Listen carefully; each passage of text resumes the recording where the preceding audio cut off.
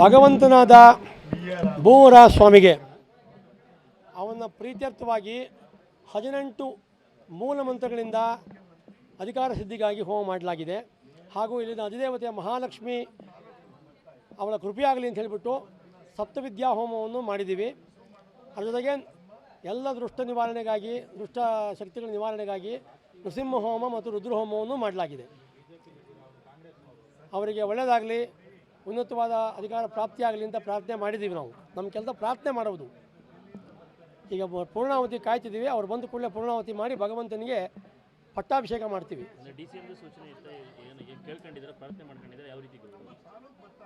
Sir ಭಗವಂತ ಪ್ರಾರ್ಥನೆ, ಭಗವಂತ ಅನುಗ್ರಹ ಮಾಡಿ ಅಂತ ಸರ್ ಮಾಡ್ತೀವಿ. ಅವ್ರು ಬಂದಿಯಾರು ಸರ್.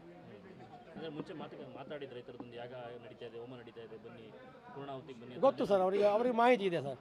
ಪ್ರತಿ ತಿಂಗಳು ಅವ್ರಿಗೆ ಮಾಹಿತಿ ಇದೆ ಸರ್. ಈಗ ಅನುಕೂಲ ಆಗಿದೆ, ಬಂದಿಯಾರು ಸರ್ ಭಗವಂತನ ಕೃಪೆಯಿಂದ. ಇಲ್ಲ, ಫಸ್ಟ್ ಟೈಮ್ ಅಂತಿರೋದು. ಹೌದು ಸರ್. ದಿನ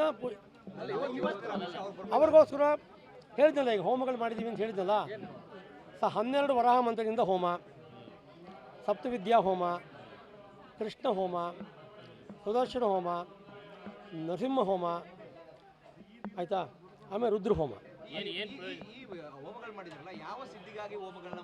ಭಗವಂತ ಅವರಿಗೆ ಆಯುಸ್ಸು, ಆರೋಗ್ಯ, ಐಶ್ವರ್ಯ ಮತ್ತು ಉನ್ನತ ಅಧಿಕಾರವನ್ನು ಕೊಡಲಿ ಅಂತ ಪ್ರಾರ್ಥನೆ ಮಾಡ್ತೀವಿ.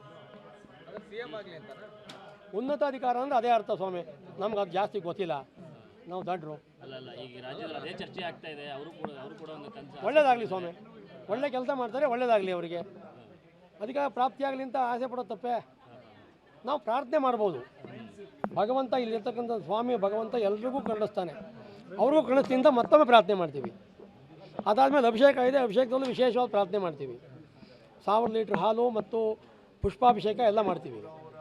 ಇಲ್ಲಿ ಇದಾಗ್ತದೆ, ಅಲ್ಲಿ ಬರ್ತೀವಿ. ಭೂವಾರನಾಥ ಸ್ವಾಮಿ ದೇವಸ್ಥಾನಕ್ಕೆ ಬಂದವ್ರಿಗೆಲ್ಲರೂ ಕೂಡ ಇಷ್ಟ ಸಿದ್ಧಿಗಳಾಗುತ್ತೆ. ಅದೇ ನಿಟ್ಟಿನಲ್ಲಿ ಕೂಡ ಬರ್ತಾರೆ. ಮನೆ ಈ ರೀತಿಯಾಗಿ ಖರೀದಿಗಳನ್ನು ಮಾಡ್ಬೋದು, ತಗೋಬಹುದು. ಹೌದು. ಡಿ ಕೆ ಶಿವಕುಮಾರ್ ಅವ್ರಿಗೂ ಅಧಿಕಾರ ಸಿಗುತ್ತೆ ಅನ್ನೋ ನಿರೀಕ್ಷೆ ಇದೆಯಾ ಸರ್? ದಯವಿಟ್ಟು ನಾನು ತುಂಬ ಎಳಿಬೇಡಿ, ಕೈ ಮುಗಿತೀನಿ.